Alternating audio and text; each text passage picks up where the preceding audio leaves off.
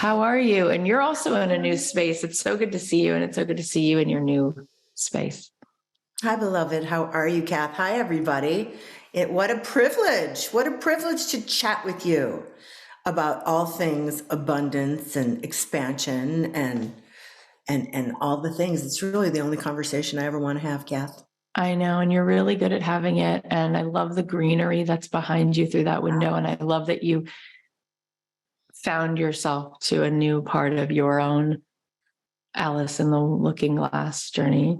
And I want to hear about that and what's coming online for you. There's so much to talk about. I feel like I said to Sheri, and those of you who know, we've talked about it before, Sheri has had an incredible journey, career, purpose-driven path. And I said to her, on your road where you've sat in the living room with the greatest of the greats of our generation, you know, who taught you the most? And you can change your answer anytime, but I know that at least one of the times I asked you, you said Abraham Hicks. And I said, gosh, you know, a lot of people talk about her, but you saying that when you've literally handpicked, cherry-picked the most incredible articulate voices,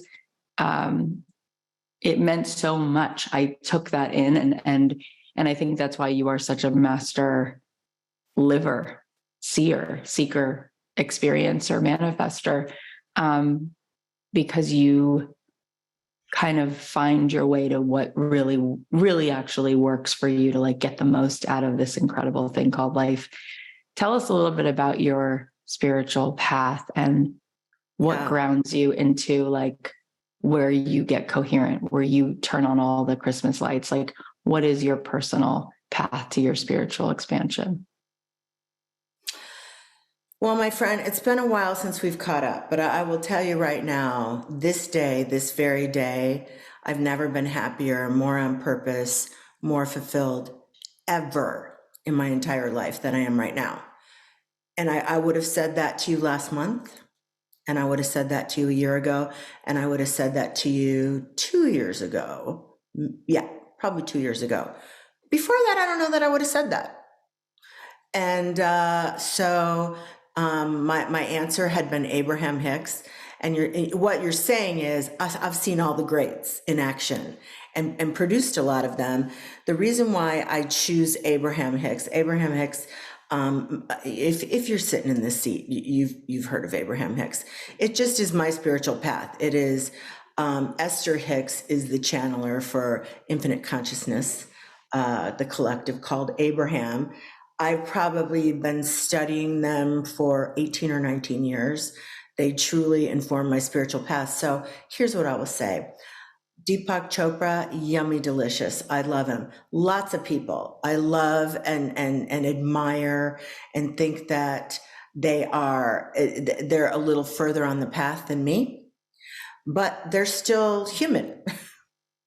And I've gotten to see that backstage in all its glory.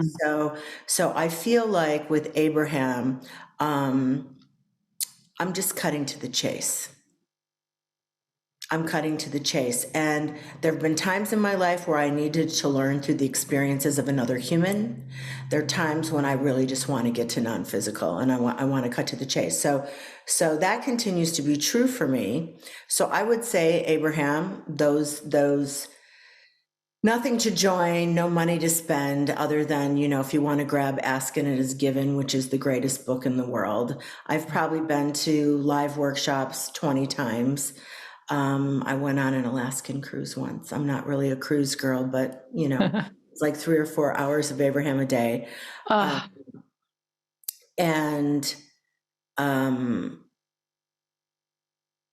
I would say that continues to inform things for me.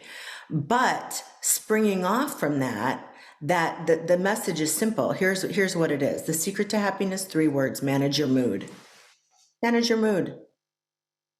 Like, no, it's got to be on an ancient scroll and it's got to have all kinds of rules, and manage your mood. And I remind myself that I, who have a tendency to complicate things and, you know, get get caught up in the minutia of things. Manage your mood. What does that mean? That means I get up and I meditate every single day. That means I need to stay in this conversation 20 times a day. So I've built my whole new work around having this conversation, 10 or 20 times a day, because that's what's required for me. You might be different.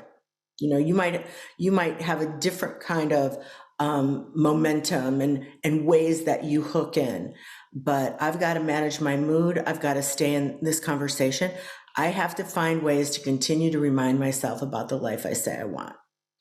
And so that's my practice. I mean, that's the most concise, compelling thing I've ever heard, honestly. I mean, you and I both sit with a lot of people and they have a lot of words. A lot of words. And word salad. Word salad, and 76% of them can be great. Yes. And you just get it. It's like, where's your focus? What are you focused on? Your thoughts are becoming something right now. Where are you at? And it's like, it is the most simple, most difficult thing in the world. And so let's talk about that, because I know you love it so much and you're such a black belt in it and you teach it. And we'll talk about that later, how you built the curriculum that you have.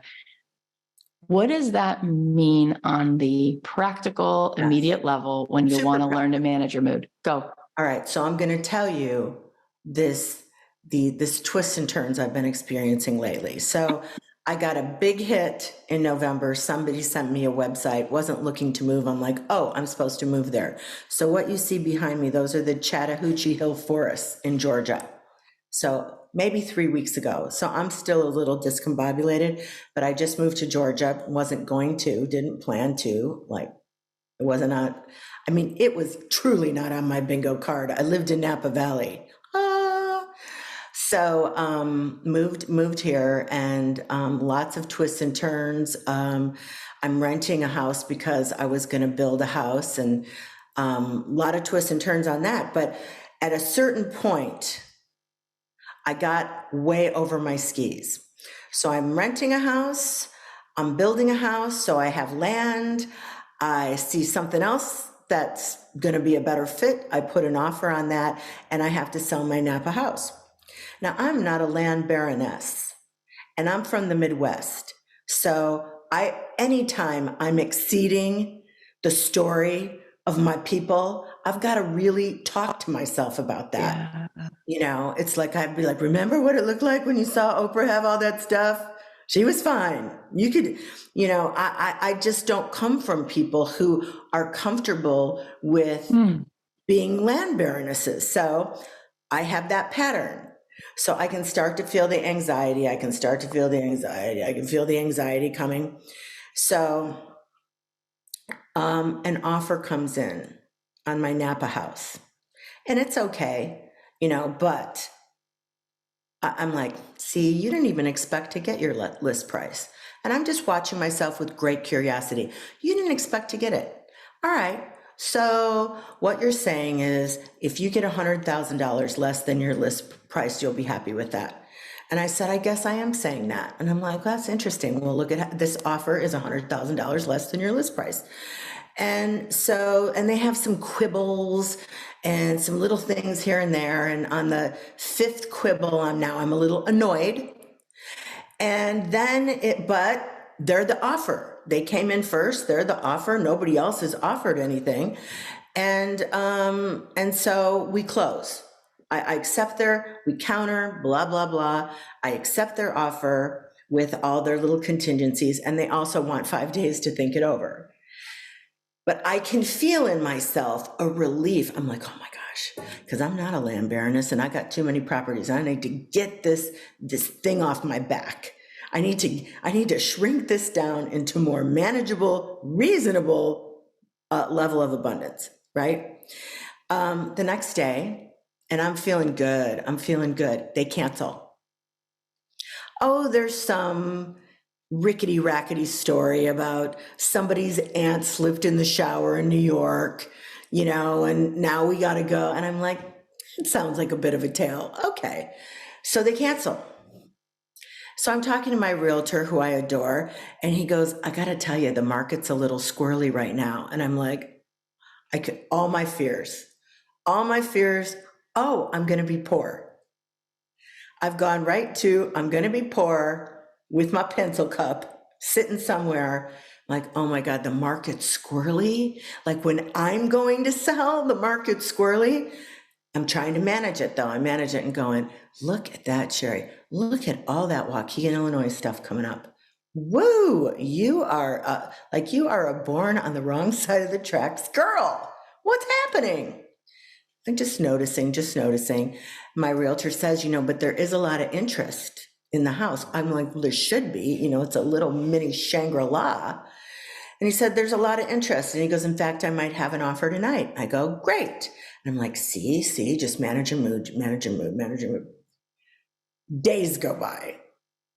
Now it's 2, now it's 3, now it's 4. We're going on to the 5th day. Oh, there's so much interest. Nothing. There's no text, there's no email.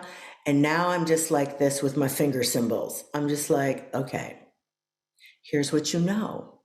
You know that everything is glitter on your path. You know that.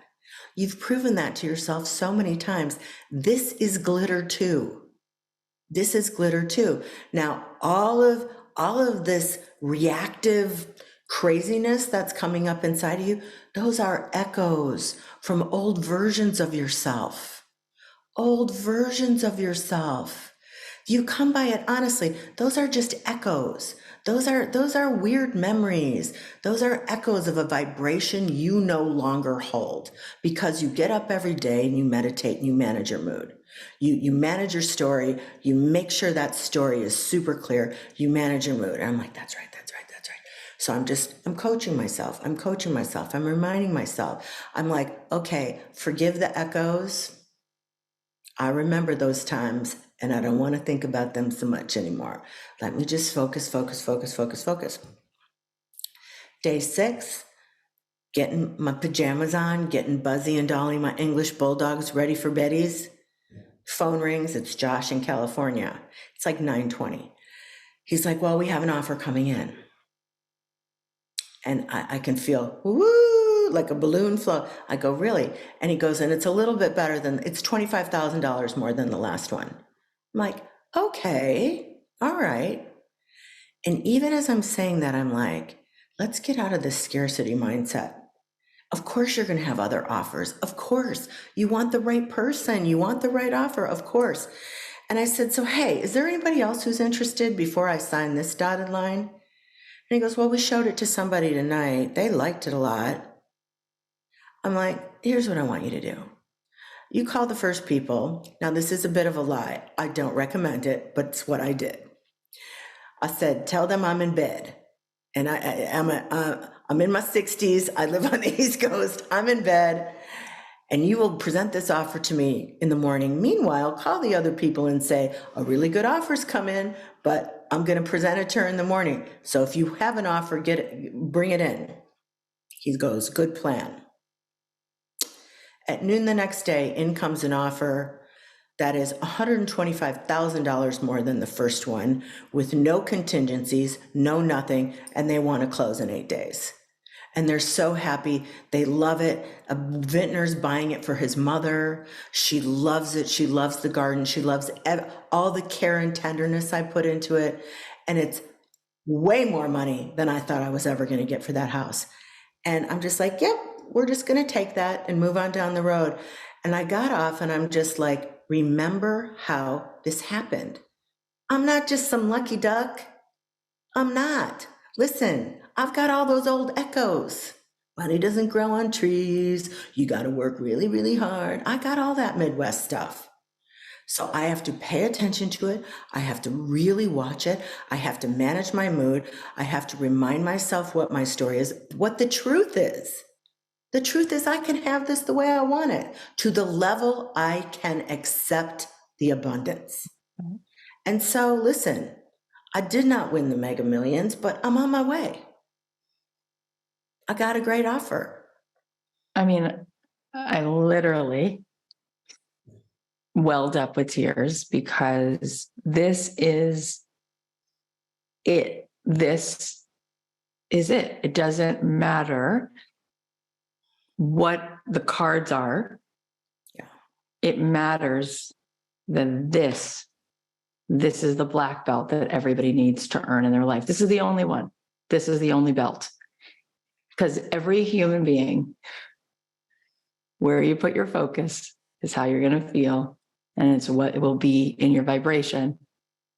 And that's for every human. And really, that story, I loved every single beat of that story. And so did everyone else, because we've all lived that story. We know what that feels like when those ghosts come to call and you're about to get taken on the panic attack ride. And it is awesome. It is awesome that you are such a witness, that you can recount it, because while you're experiencing it, you have a part of you that is super conscious and awake to it.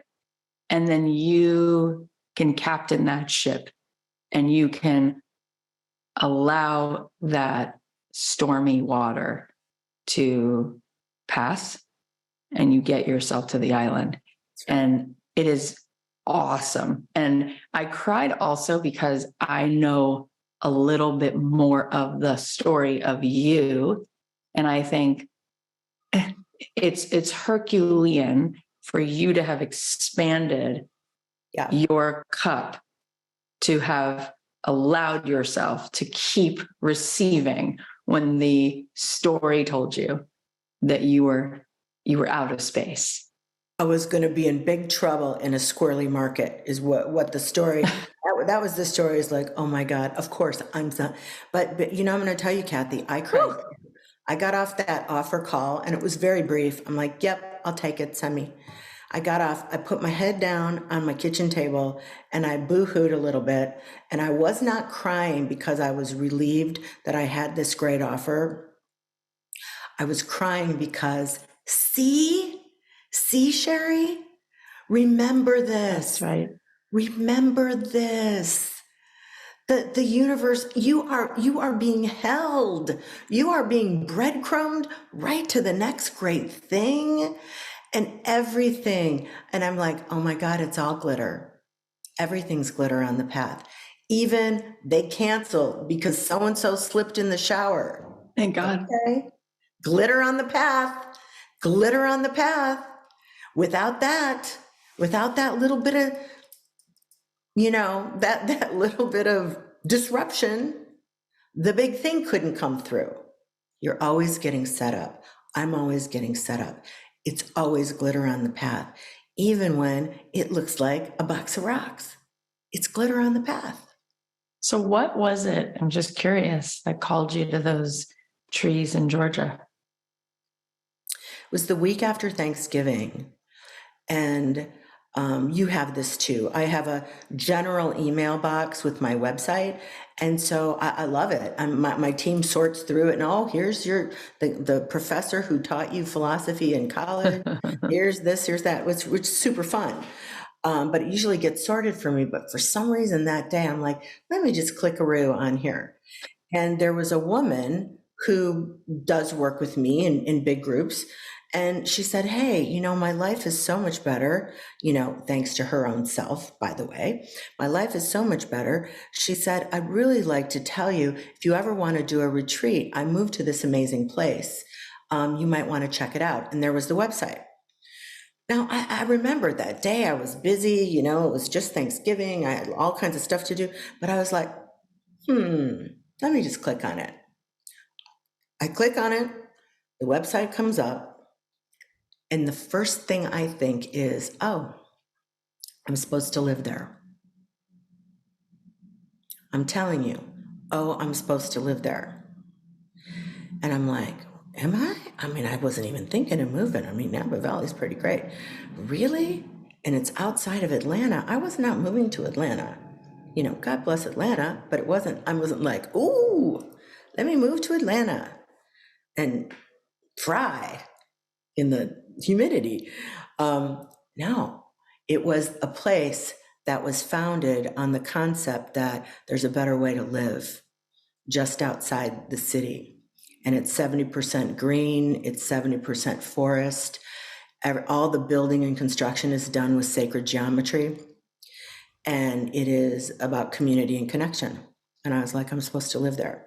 So I made an appointment to come, came down for 2 days in January, walked it, and went, yep, I'm supposed to live here. And that was that. But I have to tell you, the plot thickens. Because I call my friend, influencer, many of you know her, Dr. Anna Kabeka, the girlfriend doctor. And because I know she's from Georgia. And I say, hey, Anna, guess what? I'm moving to Georgia. And she goes, oh my gosh, where are you moving? I tell her, she goes, oh, that's the most amazing place. I go, it sure is. There is like a vortexural something. It's like I'm drawn to it, like a moth to a flame. And she goes, you could have a horse there. I go, yeah. Never had a horse. I mean, I think I was on a pony when I was in 8th grade and it wasn't pleasant. Yeah, I could have a horse. And she goes, you should have our horse. I go, what? She goes, yeah. My daughter is a barrel racer. We have a retired horse. He needs to go somewhere. And I go, well, send me his picture. I go like this. I put my phone up. She sends me his picture and I'm like crying my eyes out. And I go, okay. I haven't ridden a horse since a pony ride in 8th grade. And I am buying and adopting a horse for the rest of my life. Steve. He arrived yesterday. Steve arrived yesterday. And Love his name. I'm going to start crying in a second. He came out of the semi because he had a 36-hour drive. He came out of there as gentle and graceful and lovely. He's enormous, big, huge, handsome boy. And he comes up and he puts his right cheek right next to mine. And I'm like, you're here. You're here. And I have no fear. I mean, listen, he's 3,000 pounds, he could break me like a stick. You're here. And I tucked him in last night. And then this morning he was in his pasture. I took care of my own English bulldogs and raced over to the pasture to see him. And he came up again. And I'm like, this is something big's going on here. Something deep, something big. And I don't know, because I'm from Waukegan, Illinois. Buying a horse at this time of my life when I don't know anything about them is crazy talk. Listen, I've had some reactions like, what are you doing? That sounds like a midlife crisis. But it's not. It's this whole expansive thing that I get to have a relationship with this sentient being. He has arrived as a shaman at my door, and he showed up as miraculously as I'm sitting right here, 20 minutes from the Atlanta airport. And what the glitter that's going to be on my path because of him, I can't even imagine. I don't know. But the plot thickens. I'm obsessed. I'm obsessed with the story. And I just want to put this in perspective for everybody, because it's so beautiful. I think a lot of people are having the reaction I'm having. But what I hear is this. I see you, this very sweet, very responsible, very empathetic kid from the Midwest who is so good at being so good to everybody and spent decades of your life over functioning and taking care of the most important people. Those of you who know, Sheri was executive producer of Oprah, worked that show, landed a 747 in a tornado 3 times a day, and then went on to build the network and everything else. And it was almost like there was a level at which you were willing to receive something as long as you overgave by 1,000,000%. And now is like the time of your life where you have allowed yourself to drink water and breathe air. And it's like, I see this little girl who's like, I get to have a horse. I get to have a friend. And I don't have to be completely depleted and do one one person doing the job of 1,000 people in order to justify my existence. It's I like, don't have to perform for joy. right. Yeah. And that's why I am so deeply in love with you, in love with this story, in love with this chapter, in love with this, like, yes, Sheri, like it is time for you to get to breathe and feel the wind in your hair. And, I said to Sheri a few years ago, because her book tour kind of got canceled because of COVID. And I'm like, I get that you created the space and facilitated the space for the most impressive minds of our time. But you have so much wisdom. You have a seat at the table, and it is actually a crowning jewel. And it has been so cool to see you step into that and take people with you. And what I love about you is, look what you're doing right now. I mean, this is very Esther Hicks of you. You're telling us specific stories from your life, and everyone's glued. We're at the edge of our seat because they're laden with the most important tools and messages. And you're just such a natural, gifted teacher and leader and shower. You're one of the biggest cooperative components for the fact that I'm even sitting here telling you this story. Because like a dog with a bone, you would not let me escape my destiny. I'm like, no, I don't think so. I like to be behind the scenes. You're like, can we have a call? And I finally, I understand cooperative components, and I understood then too that there are mystical threads, and the universe is trying to get that glitter on our path, get those breadcrumbs down all the time in various ways. And when I find them, like, Kathy Heller is your cooperative component. So you're like, what am I going to do? What do I want to do? Kathy Heller is your cooperative component. And I think about that a lot, Kath, because I know you've been a cooperative component for thousands and thousands and thousands and thousands and thousands of people, millions. And I say this, let me honor that gift by being a cooperative component myself, as many ways as I can, because it changed everything.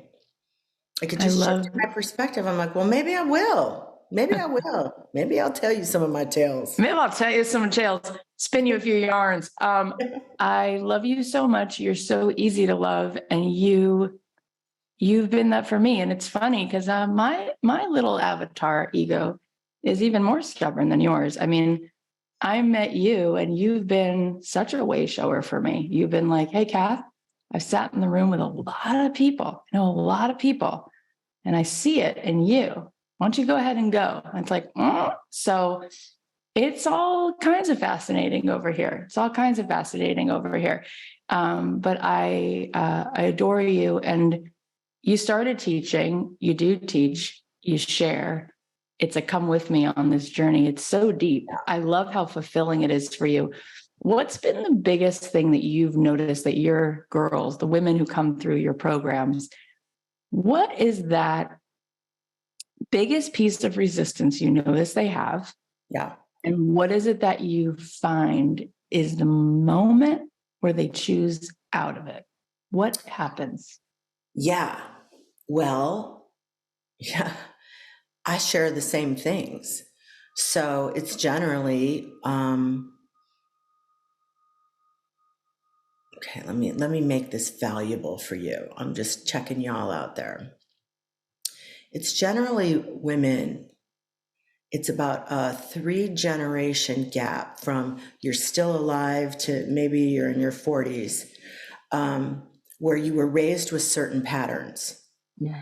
And that is their patterns of scarcity, their patterns of don't rock the boat, their patterns of codependency, their patterns of not being able to set boundaries. Or and then we were raised by mothers who were raised by mothers who were raised by mothers. And Nobody's to blame. Nobody's to blame. You know, it was of the time. It was of the time that that's all people knew. That's as expanded as things were. And so you're raised by people who had no training. They were raised by people who had no training. And now all of a sudden we're sitting right here, sitting on the leading edge of human experience. There's never been a better time to be alive than right now. We are shifting the paradigm even as we get to live it. And we're doing it with no real models in front of us. No real models in front of us for what does that look like when you think you can have the life that you want and you can magnetize it right to you. What is that? What does that look like? How do you do it? And I think what I continue, so I've got all those patterns. So I'm like, hey, come with all your patterns and let's take a look at those and be conscious of it. And then part two of that is what I've come to see, and this is watching every expert, every bibbity bobbity boo, hearing every story, is everything's a love problem. There isn't a problem you have that's not a love problem, and only you can solve it. Everything's a love problem. So when you begin to take your life in your hands, and even if you don't feel that mad love for yourself, you start to do practices that help you soften the ground so you can find a piece of tenderness, you can find a bit of compassion, you can find some understanding of why you behave the way you do and why you make the choices you do. And once you get a little bit of that, you want more. Then you want more. And pretty soon you're like, I really like myself. And you know what? I'm not gonna be a match to that and that and that and that anymore. And you know what? I'm not gonna serve from an empty cup anymore. And I'm not gonna run around trying to make everybody happy so nobody gets mad at me. Get mad at me. See if I care. You know, that's you. That's your business. That's not mine. And I'm going to tend to my own garden. So that's kind of what starts to happen. It's just like, you're just sick of it, Kath. You're just sick of it. You're just sick of living your life so other people are pleased by you and you don't piss anybody off. Oh my gosh. And don't I end feel up like alone. what you just said felt like the end of the Disney light parade. I've never heard that before, that it's a love problem. And it, in about 6 sentences, what you just did is brought us all back to our sacred authority. It was like, hey, remember this part of you where you are inside of your agency when you actually are coherent with self. Remember that? You've lost that. You're in a story. You're in a matrix. Every single thing you're doing is codependent on some level. You're trying to earn it. You're trying to make sure that you're controlling all the ways that everyone's barometers are okay. It's like, whoa, that is exhausting. And you are correct. That is definitely the epidemic that gets passed down from the generations of women. And it's so awesome. It's so awesome to see you with those trees, building that house with that horse, because that is the new paradigm called self-directed, self-determined love of all things. And it's the great surrender, right? And it's not something that we've seen. And it's such divinely guided, such deeply feminine, beautiful work. And I understand this too. I don't totally know how to do this. So I'm very gentle with myself. Everything's a practice. I just practice and I practice and I practice again. Something comes up and I'm like, I need to do some practicing right now. You know, it's always a practice. I'm always in practice, repatterning, wondering, like, I want to know myself intimately. Why am I reacting like that? What's going on with me? Which is very different from, you know, where I spent most of my life in the pursuit of achievement to discover my worthiness, only to find out that I'm at the top of the mountain and, oh, there isn't a big worthiness present wrapped up with a bow, you know, or, and living the rest of my life fairly unconsciously. So that's what we're managing our mood. We're bringing consciousness to our daily lives. We're delighted to to know ourselves more intimately. We stop criticizing ourselves so harshly. We find some tenderness. We understand that it's a love problem, and we say, all right, I'm into this. I'm going to solve this love problem, and I'm just going to do it in little ways. About 20 times a day, I'm just going to little ways, little ways, little ways. And at the end of the day, I'm going to be like, wow, that felt really good. That felt really good. I feel like a well tended to, beloved being. Well, it's That's so striking when you say that you were on this achievement journey, only to find out that when you reach the top, you know, in the world of television that you were in, that's the lane you chose, you got the Olympic medal, and then you got it again, and then you got it again, and there was no worthiness gift, right? It just didn't come. You just waited, never came to the mailbox. That is a brutal place to be. And to have actually gone there and to come out where you are now, yeah, that's like superhuman. And then to hear you say that you have these moments and sometimes days where you are a well-tended to garden.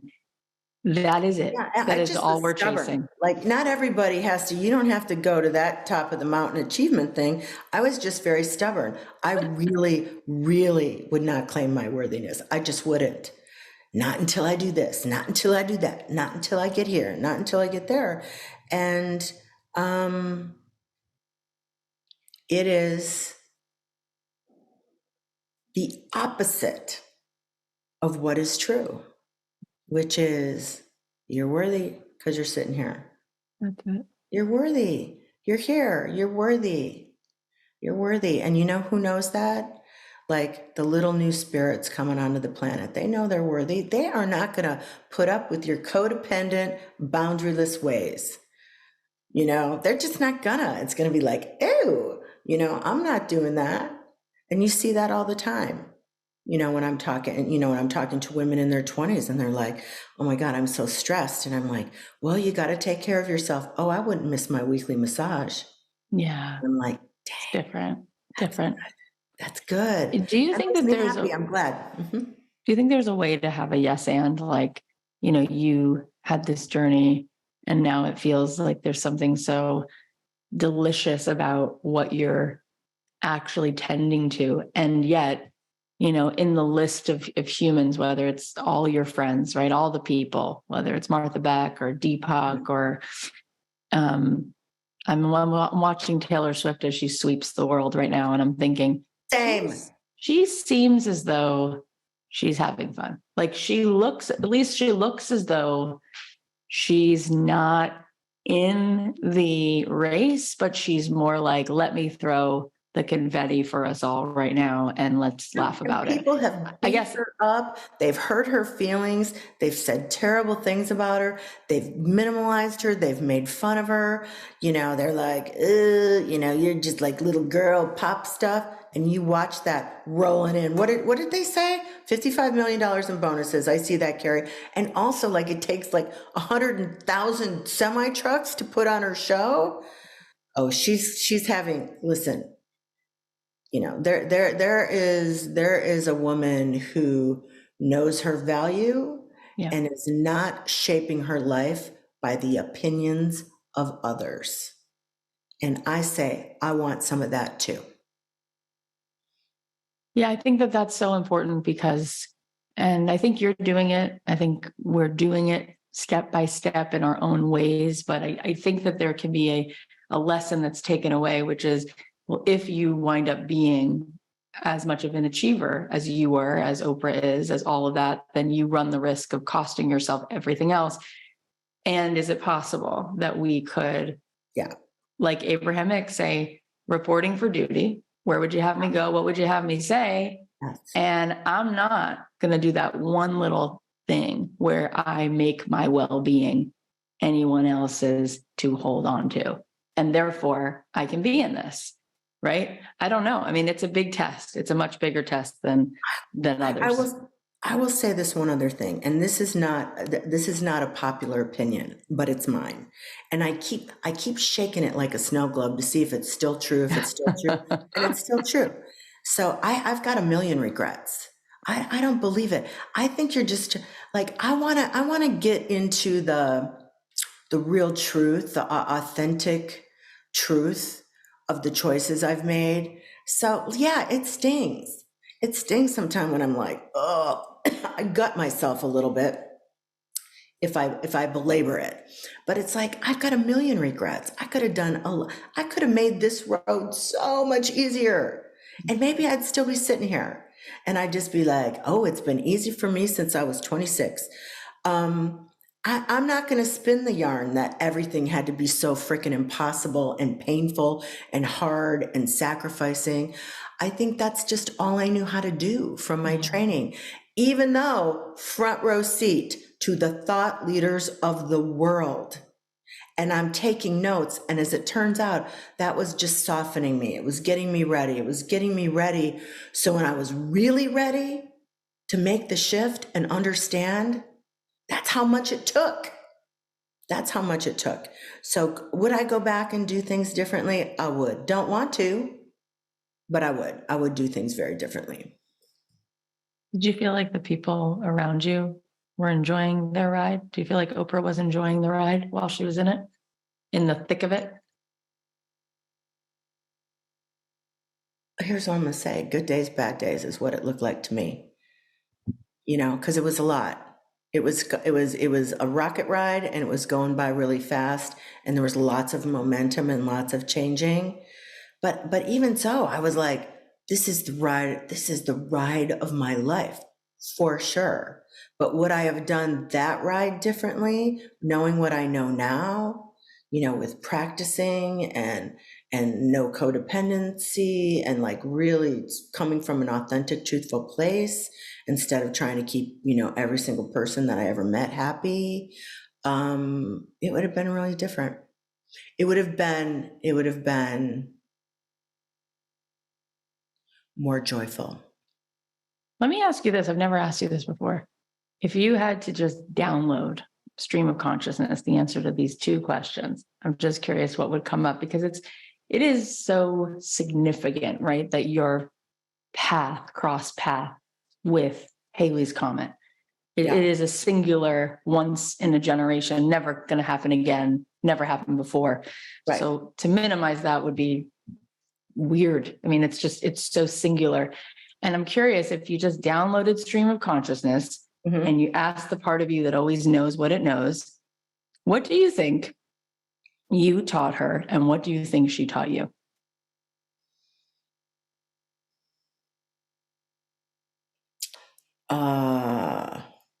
Gosh, that's such a good question, Kathy. Well,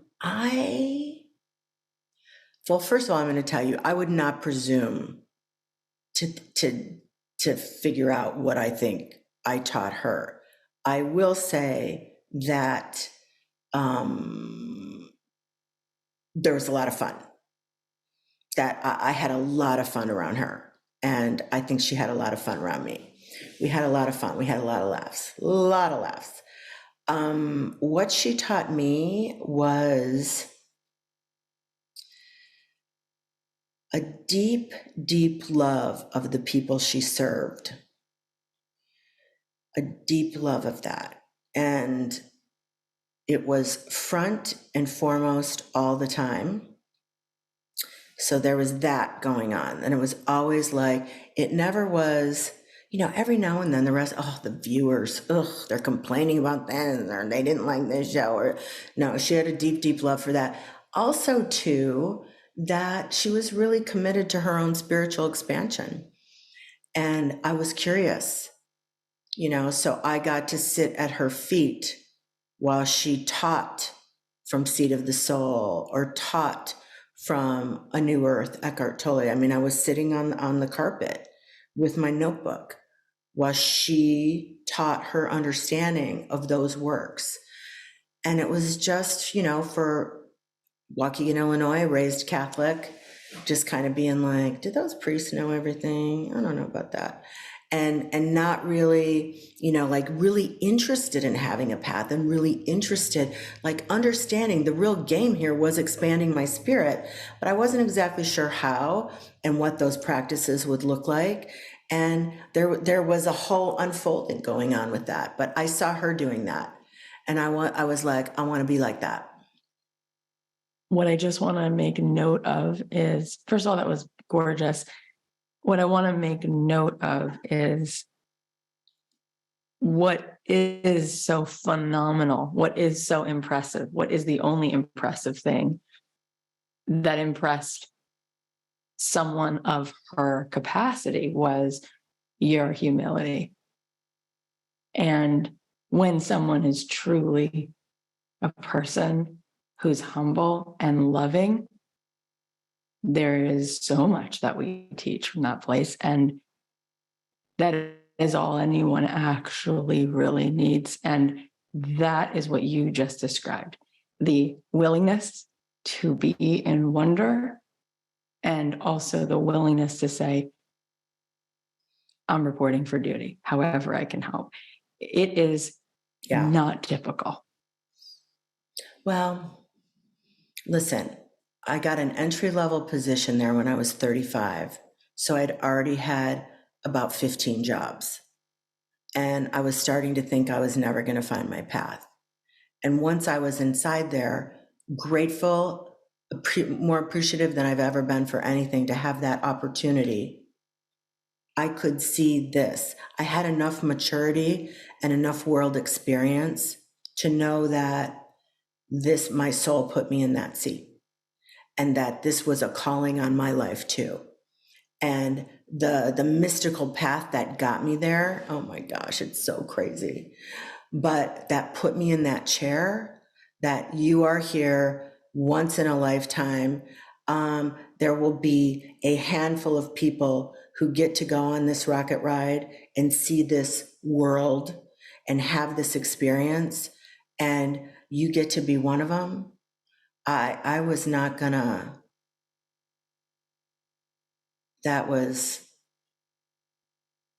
like winning the lottery. It was like winning the lottery and being like, this is the most special thing that could possibly ever happen to me. Now, that has not turned out to be the case, because as I'm telling you, I've never been happier than I am right now, but that was the setup. And that's what I'm sharing with all of you. Whatever's going on in your life right now is the setup. Even a 20-year career with Oprah was the setup. It's not the thing. It was the setup. It was a great setup, but it's not the thing. You're always being set up for expansion. Yeah. Always. Right. Well, as Esther Hicks says, we didn't come for a pile of things. We came for a more expanded vibration. And so, yes, you had a very big Christmas gift. It was a big pile. It was the pile. It was everything that could ever be in the pile. And what it led you to was the real gift, which was opening up your soul. That's it. And more. And more. Yeah. And more. And just like Kathy, with all your great success, it's just the setup, my friend. It's just the setup. The beautiful nose that came your way that led you to this, just the setup.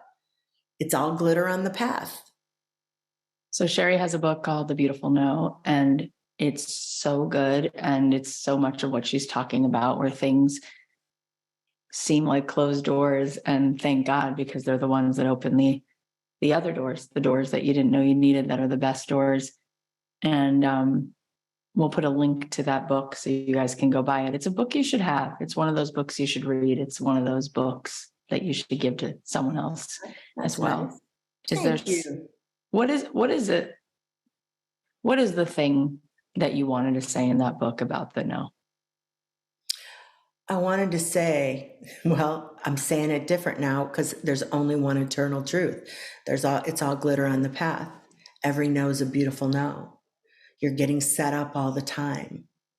And if we can, we get to be human and go boo-hoo-hoo for a day when the offer is canceled because someone slipped in the tub. And then the next day it's like, I'm being set up. Let's see where this goes. And then as each day goes by, I'm getting set up. Let's see where this goes. And then when the setup is revealed and the next thing is revealed, you just go, let me just live in the energy of appreciation. Let me stand up and let me give the universe a standing ovation at the top of my lungs and say, what? You're amazing. What else? What's next? I can't wait. Let me get my popcorn and see what's next. That's amazing. I'm sure you know her, Dr. Lisa Miller. Do you know Dr. Lisa from your work? Somebody just brought Dr. Lisa Miller to me. She's so fantastic. She's a professor at Columbia, but she's been doing research on what happens to the brain when we believe in a higher power and higher consciousness. And it's so cool. All the things that she wrote a book called The Spiritual Child and The Awakened Brain. And it's just amazing. Her 101 peer-reviewed scientific studies that show our biological upgrade when we connect to the divine. And she says, you know how you know there's a divine and you know how there's a path? Because there have been times when you wanted this red door to open so bad and you did everything and it didn't open. And then there was a trail angel who was like a grocery clerk or like your friend or grandparent said something to you. And all of a sudden this yellow door opens and you're not interested.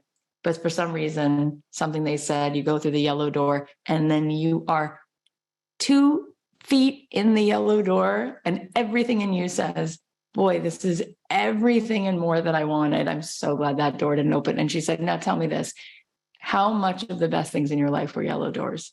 And the answer is everything. And the answer is there's a river called life and you're on it. And your only job is to swim with the stream. Find that stream. Why are you making this so hard? Why are you so insistent? Right. But that surrender experiment, ooh, that's so hard. That is I know, so hard. Until you really practice doing it and start seeing the goods. You start, the proof just starts plopping right on your head. And then you go, I'm not going to say it's hard anymore. I'm just going to be like, so I got to practice though. Because I've practiced something else for decades. So I got to keep practicing. Surrender, surrender, surrender, surrender, surrender. It's all good. It's all okay. It's all good. It's all okay. I mean, how many of you are sitting here right now just feeling this is everything that you needed and more? Type a 1 in the chat. So Sheri has all kinds of beautiful ways that you can hang out with her. She has a beautiful cohort of women that come together and she shows up live and pours into them. When does the next one start? I feel that, first of all, I feel the same because this is the only conversation I want to have. So I feel the same. My feet are going to be wings for the rest of the day. And it helps me manage my mood, of course. My website, sherisalata.com. You can find out all the things I do. I just launched a cohort, and then I have my private membership group, the support system, where I meditate live with everybody almost every single day of the month. That's so good, Cher. I've come to see, I got to show you. Everybody can. Everybody can. And that's what manifestation of meditation do you do? I do a Vedic tradition. So it is TM-like. It's a mantra-based meditation. It's 20 minutes. And again, let me say this. I do it. I'm talking to myself. Of course. All the time. I'm talking to myself. I show up for that because I need it. I create my programs because I need them. And my offering is, hey, if that feels good for you, come along.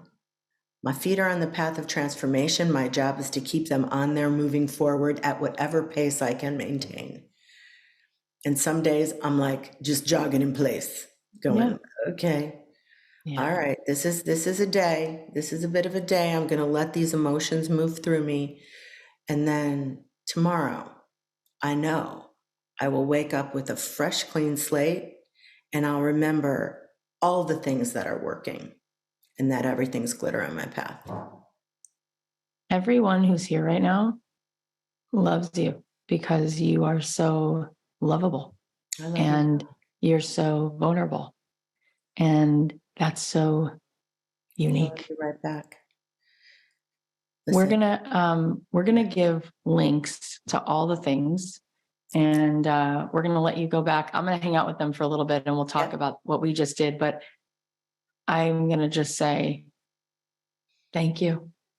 I see you, Kath. I love you. I love you as I'm well. totally filled up like a helium balloon that can't take anymore because it's lifted. Thank you all. Thank you all so much for sharing your energy and joining me in this conversation, because it's a healing. It's really great medicine. Bye, everybody. Bye. I'll see you down the road. Yeah, you will.